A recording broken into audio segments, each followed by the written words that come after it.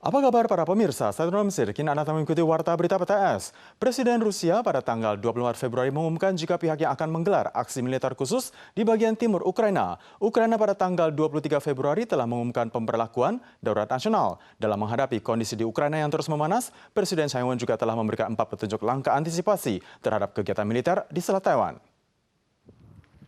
Menurut agensi berita Sputnik Rusia, tanggal 24 Februari subuh, Putin menyampaikan pidato di Moskow bahwa aksi militer khusus akan dilakukan di Ukraina Timur.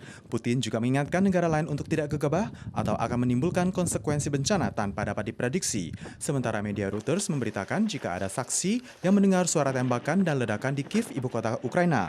Presiden Amerika Serikat Joe Biden segera memberikan kecaman terhadap tindakan yang dilakukan oleh Rusia.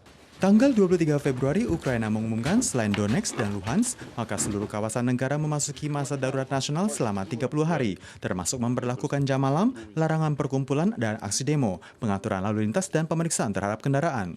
Menghadapi situasi Ukraina yang terus memanas, Presiden Tsai Ing-wen usai menerima laporan dari Dewan Keamanan Nasional mengeluarkan 4 petunjuk langkah antisipasi. Selain akan memperkuat persiapan antisipasi terhadap sikap dan tindakan yang mempengaruhi perdamaian Selat Taiwan secara keseluruhan, sekaligus dalam menghadapi ragam perubahan di bidang perekonomian, pihaknya juga akan berupaya menstabilkan harga bahan kebutuhan kehidupan dan juga bursa saham serta lainnya.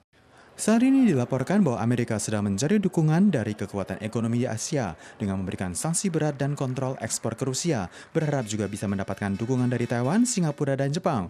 Merujuk kepada kerjasama strategis dengan Amerika dan Jepang, Taiwan mungkin memperlakukan larangan ekspor semikonduktor dan produk teknologi lainnya ke Rusia, di mana ruang lingkup serta produk akan memberikan dampak besar bagi perkembangan industri Rusia.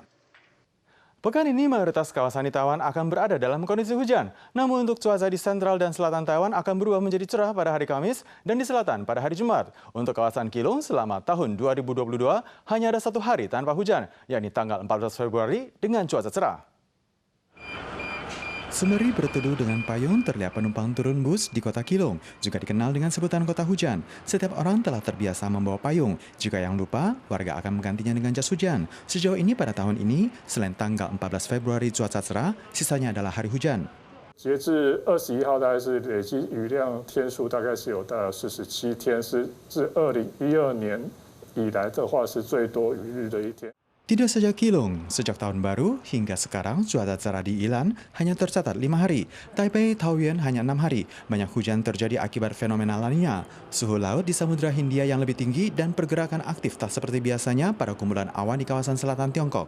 Tekanan suhu rendah yang terbawa oleh front dingin asal Tiongkok mulai berangsur membaik. Pihak CWB memprediksi hari libur beruntun pada peringatan Hari Perdamaian 228, maka banyak tempat yang bercuaca cerah. Hanya Keelung, Ilan, Hualien, dan Taitung yang masih akan tetap hujan dan lembab. Hujan deras selama beberapa hari terakhir juga menimbulkan tanah longsor di jalan pegunungan di Kongsidiao, Keelung pada tanggal 23 malam, mengakibatkan taman ini tertimbun sekitar 60.000 kubik meter tanah. Masih untung tidak ada yang mengalami luka. 24 Februari, Taiwan tercatat ada 7 kasus lokal dan 73 kasus asal luar negeri. Dengan melihat perkembangan pandemi di Taiwan, maka tidak lama lagi akan segera membuka izin bagi para pengusaha asing ke Taiwan dan pada akhir tahun ini juga berkemungkinan membuka pintu bagi wisatawan. Namun ada pakar yang berpendapat bagi mereka yang berusia di atas 65 tahun memiliki penyakit kronis disarankan untuk tidak buru-buru melakukan perjalanan ke luar negeri. Banyak negara di dunia yang mulai memperlonggar perbatasan. Dalam waktu dekat, CCC akan memprogramkan panduan SOP wisata ke luar negeri. Paling cepat pintu negara dapat dibuka pada paruh akhir tahun. Namun ada pakar yang berpendapat, bagi yang memiliki penyakit kronis, lansia 65 tahun ke atas, sebaiknya tidak buru-buru ke luar negeri di masa awal pelonggaran. 年纪比较大或者是有潜在疾病高风险因素的话，当然你如果得到感染的话，那个危险性会比较高。即使打了疫苗，得到感染的话，对他们还是有一定的威胁。 Namun halayak umum mengkhawatirkan dengan pembukaan perbatasan, apakah akan ada sekelompok penderita yang masuk ke Taiwan sehingga mempengaruhi sosial masyarakat dalam negeri? CCC menjelaskan jika pelonggaran dapat dilakukan secara bertahap dan dapat segera dirubah setiap waktunya.